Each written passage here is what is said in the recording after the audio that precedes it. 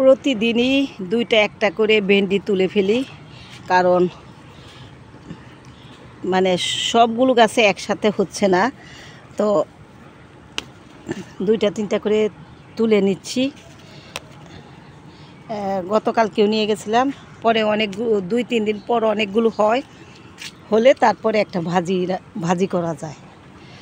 তা আজকেও তুলতেছি 4টা, আজকে হবে 4টা ভেন্ডি।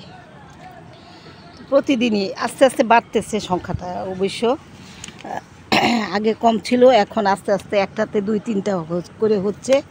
এই যে তারপরে এই যে দেখুন আমার দুন্দুল, এই যে দুন্দুল হচ্ছে, 2টা হয়েছে। তারপরে এই যে দেখুন আমার লেবু,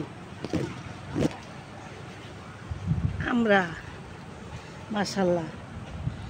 আর আজকে কিছু কচুর শাক তুলে নিব, কচুর শাক খেতে ইচ্ছে করেছে, তো ভাবলাম যে আজকে আমার স্কুল নেই, আজকে কচুটা কাটবো, কেটে আজকে বাসায় গিয়ে কচুর শাক রান্না করব। কচুর শাক কিন্তু আমার খুবই মজার একটা খাবার।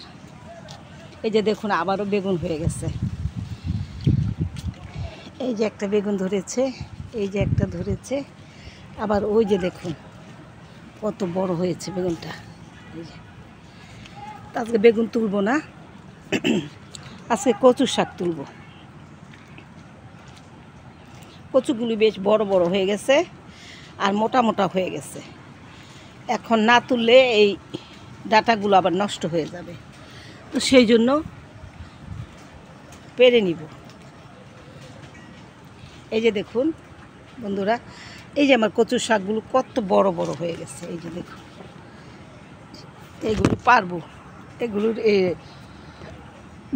ডাগুয়া খাবো আমি, ডাগুয়া খুব মজা করে রান্না করে খাবো।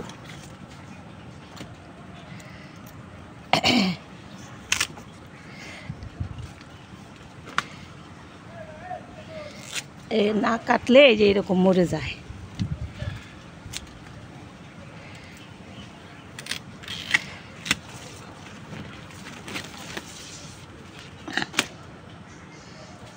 তো আপনাদেরকে কেটে দেখাচ্ছি।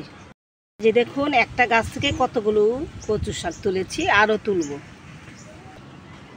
এখানে আছে কিছু কচুর শাক, এগুলো তুলে নেব।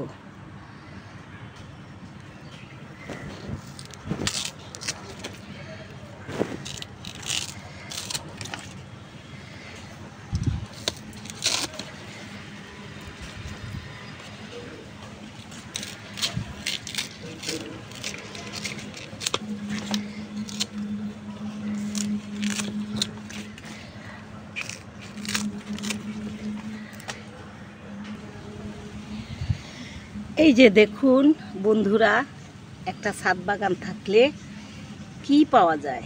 এই যে দেখুন কচুর শাক তুলেছি, মাশাআল্লাহ কত কচুর শাক তুলেছি।